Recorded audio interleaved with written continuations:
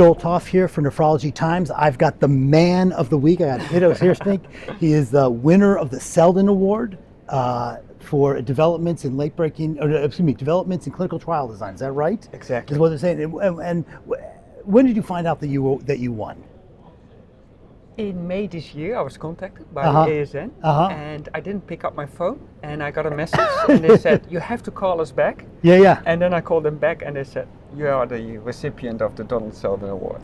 And I mean, you've been going to these meetings, you see the previous winners of the Donald Seldin. Is there a particular previous winner that you're like, boy, that'd be a cool award to win also? I never thought that I would win the award. First of all, and there are many good scientists that have won the award. It's all big examples for me. Wonderful. So congratulations on that. That's amazing. You have 2 late-breaking clinical trials, one on Friday, one on Saturday. So on Friday, you talked about semaglutide. Yeah. And what's this trial called? This is the SMART study, semaglutide albuminuria reducing clinical trial. It's a clinical trial in patients with chronic kidney disease, but now without diabetes. So it's flow, but no diabetes. Exactly. And what kind of GFRs at entry were you looking at? We're looking at patients with a GFR above 25 and below 90. And what was like the average GFR of the participants? 62. And then what was the average weight of the patients? The average weight was 105 kilograms. So these are big people. Big people. These are Indeed. big people. And they had a BMI above 27. That was one of the enrollment criteria. There was an BMI over 27, and was there an albuminuria? It sounds like there must have been an albuminuria. There must have been albuminuria. Between 30 and 3,500. Oh, so not that. And what was the average on that? 250 milligram per gram creatinine. In the end, relatively modest proteinuria. Exactly. And how long was the study? The study was 24 weeks in duration, so it was an investigator. Short study. Investigator initiated. Oh, perfect. So there was no influence of the pharmaceutical industry in the design, conduct, reporting of the results. And a blinded trial? Double-blind, placebo-controlled clinical trial conducted in 4 countries: Canada, Spain, Germany, and the Netherlands. Gotcha. And what did you guys find? We found that indeed semaglutide reduced albuminuria by 52%. Oh, profound effect. Profound effect on albuminuria. Interestingly, we dose up titrate semaglutide, and with every dose up titration, you see a further reduction in albuminuria. Really? Then at the end of the study, there was a washout period. Sure. 4 weeks, and the effect was sustained throughout the 4 weeks washout period. That's it. Now the drug drug has a long. I'm not certain on the pharmacokinetics, but that drug lasts longer than a week. So there's some of that is that drug is hanging around. Yeah. And what did end up being the average dose? The average dose. Most of the participants reached the 2.4 milligram. Well, they got up to maximum in 12 weeks. Yeah, 80% reached the maximum dose, and then the others stayed at 1.701 milligram.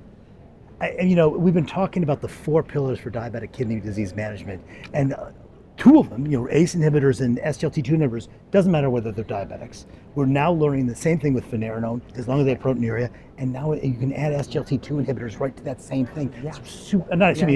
GLP-1 receptor agonist. That was the concept, right? Yeah. We have a diabetes drug, SGLT2, and then used in CKD. Yeah. Now we have a GLP-1 receptor agonist, originally developed for diabetes, and now being transitioned to CKD. And that is amazing. Awesome. And then on Saturday, another late-breaking trial. This is an endothelin antagonist. This drug's called, the code name is? 62. And this is a phase 2 trial. It's a phase 2 dose-finding study with a very selective endothelin type A receptor antagonist. Okay, and so we have sparsentan right now, which is an endothelin A antagonist plus ARB. That's not the case here. No, it targets only the endothelin system. Gotcha. Okay, and so, and this was for IgAN.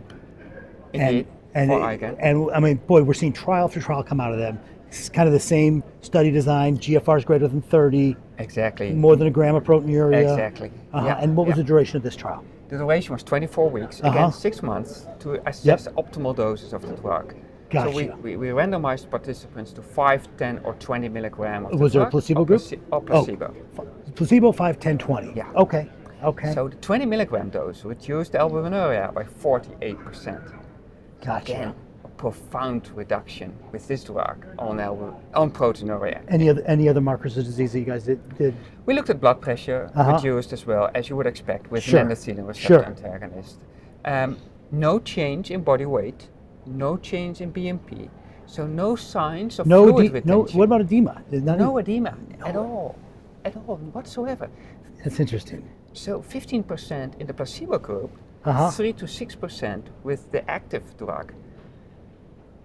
And wow, so maybe this I'm just it's kind of scrambling my brain. It's reflects very the different. population, probably low risk, inherent risk of edema. Yeah, but you weren't The pre-screening selectivity. this for heart failure or anything like that. Patients with heart failure were excluded, but hardly any patient with IgA nephropathy and heart failure. Right. It's just not the population. No, exactly. Interesting. And so are they moving on with a phase 3 trial? Probably. I hope so. They must. With these results, you cannot stop the program. So I cannot say more detail, but yeah, no, I got it. What an incredible kidney week for you. Yes, we're fantastic. delighted that you came by. Thank you very much for joining us. Joel Toft for Nephrology Times.